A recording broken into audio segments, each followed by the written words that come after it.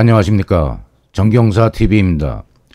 잠잠하던 전세 사기 뉴스가 수원권으로 보도되기에 그간 다른 데서 올린 영상을 보다가 경매 전문가 입장에서 2023년 개정법과 제도를 제대로 알려드려 사기 피해 방지에 도움이 되고자 이 영상을 올립니다. 전세 물건 구별 요령, 임대차 보증금이 감정가 및 최저 입찰가 90% 이상이고 권리 내역이나 서류 내역에 국세, 지방세가 국, 공공, 지방자치단체 이름이 있으며 유찰일수가 4회 내지 5회 넘어가면 전세 사기 물건이라 판단하면 됩니다. 경매인 여러분, 사기꾼들에게 속아 눈물 흘리는 피해자가 우리 가족이라 생각하시고 이런 물건은 검토조차 하지 마시길 간절히 부탁드립니다. 공유자 우선 매수권이 인정되듯 세입자 우선 매수권도 정부에서 검토 중이니 피해자들이 그나마 피해 물건을 사서 손해를 조금이라도 줄일 기회가 주어지길 진심으로 바랍니다. 강의 순서 1. 등기부에 신탁회사가 있나요? 2. 집값이 30억이라는데 믿어야 되나요? 3. 세입자가 많아요. 4. 계약할 때 내용과 등기부가 달라졌어요. 5. 이사 가야 되는데 어떡하나요? 6. 전입, 확정일자 받으면 언제부터 효력이 있는지, 대항력하고 우선 변제권이 뭐예요? 7. 보증금 대출기간에 확인하기. 1. 신탁회사가 있어요. 등기사항 전부 증명서로 명칭이 변경된 등기부에 신탁회사가 보여요. 계약해도 되나요? 신탁회사가 등기부에 보이면 집 지을 때 돈이 많이 필요한 집주인이 금융기관보다 돈을 더 빌리기 위해 아예 소유권을 신탁회사에 넘긴 거라고 보세요. 등기부에 신탁회사가 있는데 임대차 계약하러 가니까 내가 집주인이다. 위임장을 보여주면서 내가 집주인 대리인이다. 이런 사람하고 계약하면 유령하고 하는 겁니다. 신탁회사 직원 신분증, 법인 위임장이 있는지 확인하고 하면 그나마 되는데 집 질 때 빌린 돈 전세 나가지고 갚기 어렵습니다. 지은 집 다 팔아야 신탁회사 돈 갚고 등기부 소유권이 집주인한테 돌아옵니다. 신탁회사가 등기부에 있는데 내가 집주인이다. 집주인 대리인이다. 라는 사람 거짓말입니다. 집값이 30억이라는데 믿어야 하나요? 집값이 30억이라면 내가 거는 보증금 얼마 안 되니까 걱정 말라네요. 계약해도 되나요? 잠깐 미루고 나오세요. 아니면 계약하기 전에 현장과 좀 떨어진 중개사무소에 가서 건물 시세 물어보고 30억 정도 시세가 맞는지 확인하세요. 중개사 사무실이 화려하고 부장, 팀장, 이사 등 직감 쓰는 직원이 많은 데는 피하고 공인중개사와 중개보조원 1명 정도 근무하는 소박한 중개사무실을 찾아서 물어보는 게 좋습니다. 주택담보대출, 자영업자 대출, 합해서 3천조, 국가부채 1,000조 등 부채 규모가 거론되고 있습니다. 부채가 떠받친 부동산 시세는 이제 급하게 상승하기 어렵습니다.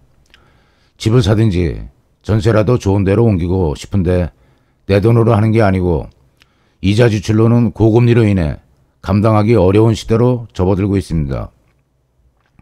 주택과 관계된 과다부채 금융이자 부담으로 소비지출이 감소되고 국제금융 금리 변화와 연계해서 움직일 수밖에 없는 국내 금리 변화 예상을 참고하면 쉽게 변할 것 같지 않습니다. 집값이 예전처럼 급하게 오르지 않으면 단기간 이자 부담을 전제로 한 기대는 물거품이 될 겁니다. 영끌이란 개념이 장기간 이자 부담을 각오한 게 아니고 잠깐 이자 내다 보면 빚 갚고 시세 차익까지 챙길 수 있다라는 기대가 있었는데 그때는 제로금리에 가까운 저금리 배경이 있었으나 현재는 국내 금융 동향이 달라졌습니다. 부채로 받쳐진 부동산 가격은 상승하기 어렵습니다. 세입자가 많아요. 뭘 확인해야 되나요? 2023년 4월 18일 시행되면서 변경된 내용을 점검합니다. 임대인은 계약 체결할 때 다음 정보를 의무적으로 제시해야 됩니다. 법 개정 전에는 임대인의 동의를 얻어야 했는데 현실적으로 동의 얻기가 어려웠습니다. 건물 세입자 전체에 대한 임대인의 확정일자 부여일, 차임 및 보증금 등 임대차 정보, 이 정보를 계약 체결할 때 당연히 제시받을 수 있고 전체 임차인 중 내 우선 변제권이 몇 번째인지 알 수 있게 개정된 겁니다.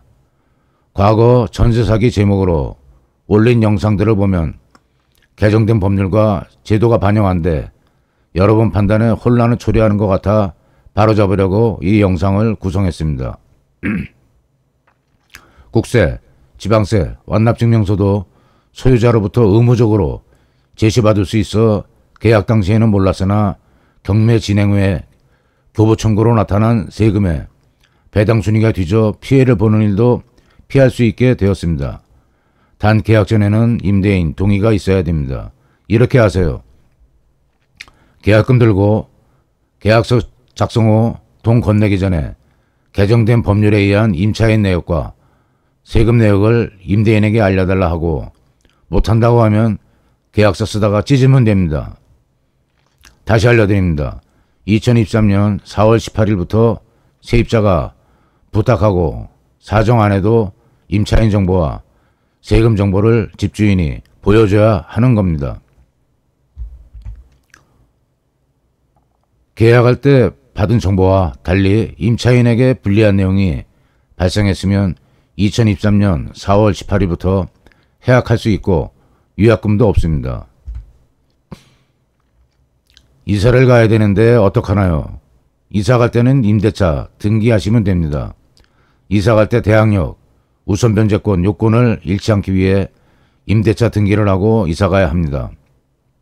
그러면 살지 않아도 대항력, 우선 변제권이 유지됩니다.